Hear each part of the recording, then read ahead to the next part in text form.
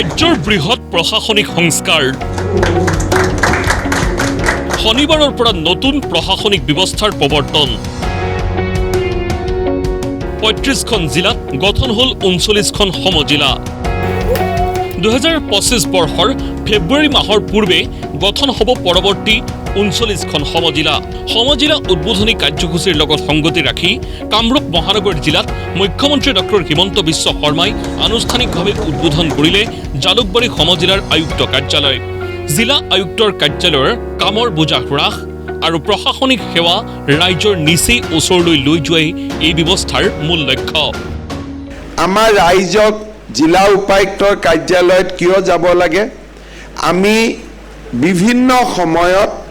এনঅ'চিৰ বাবে যাব লাগে কাষ্ট চাৰ্টিফিকেটৰ কাৰণে যাব লাগে হেৰিডেটৰী উত্তৰাধিকাৰী চাৰ্টিফিকেটৰ কাৰণে যাব লাগে এই কামখিনি যদি আমি গুচাই দিওঁ তেতিয়াহ'লে জিলা উপায়ুক্তৰ কাৰ্যালয়ত মানুহৰ সংখ্যা দৰ্শনাৰ্থীৰ সংখ্যা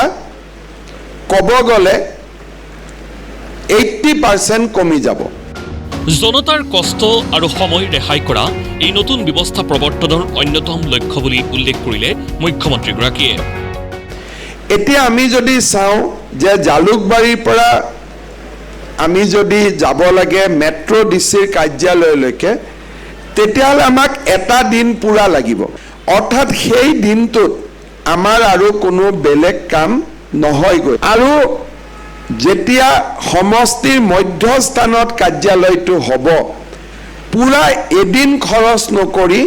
আমি আধা দিনত আমাৰ কামটো আমি কৰিব পাৰোঁ সমজিলা গঠনৰ ফলত আৰু কি সুবিধা হ'ব মহকুমাত অৰুণোদয়ো নহৈছিলে মহকুমাত MLA ফাণ্ডো নহৈছিলে আনকি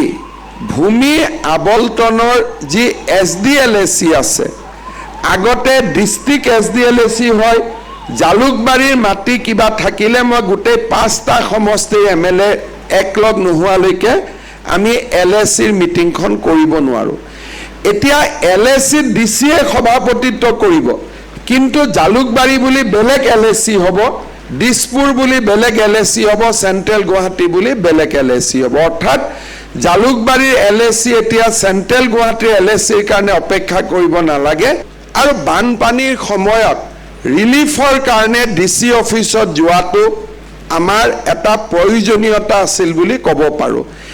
এতিয়া ৰিলিফৰ গোটেই কাম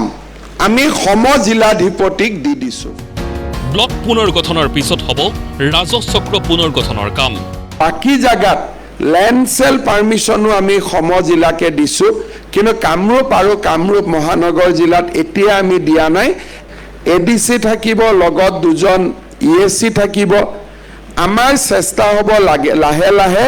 যাতে সাৰ্কুল অফিসটো সমজিলাৰ অফিসৰ লগতে আমি কৰিব পাৰোঁ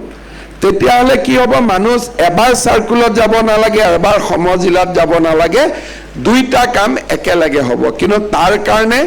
আমি নতুনকৈ সাৰ্কুলবিলাক সজোৱাৰ কাম আৰম্ভ কৰিছোঁ সাৰ্কুলবিলাক পুনৰ গঠন কৰিম আমাৰ উদ্দেশ্য হ'ব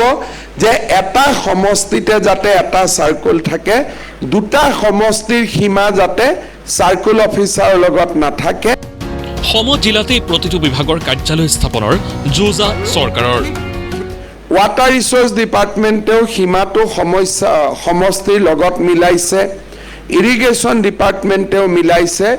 এতিয়া আমি নেক্সট পৰ্যায়ত এডুকেশ্যন ডিপাৰ্টমেণ্টৰ যিবিলাক অফিচ আছে সেইটো আমি সমজিলাৰ সীমাৰ ভিতৰত আনিব খুজিছোঁ যাতে এটা সমজিলাৰ মানুহ আন এটা সমজিলাত কোনো কামৰ কাৰণে যাব নালাগে লগতে তেওঁ ক'লে দেশৰ অন্য ৰাজ্যই অনুসৰণ কৰিবলৈ বাধ্য হোৱাকৈ অসম চৰকাৰে কৰি গৈছে কাম মুখ্যমন্ত্ৰীৰ দৰে গুৱাহাটীৰ ডিমৰীয়া সমজিলা উদ্বোধন কৰে বিধায়ক অতুল বৰাই আৰু জাগিৰোড সমজিলা উদ্বোধন কৰে মন্ত্ৰী পীযুষ হাজৰিকাই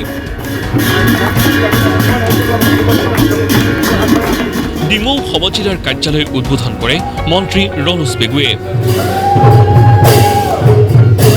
মাহমৰা সমজিলা মন্ত্ৰী যোগেন মোহনে ডুমডুমা সমজিলা মন্ত্ৰী সঞ্জয় কিষানে আৰু লামডিং সমজিলা উদ্বোধন কৰে মন্ত্ৰী নন্দিতা গাৰ্লুচাই ব্যুৰো ৰিপোৰ্ট প্ৰতিদিন টাইম।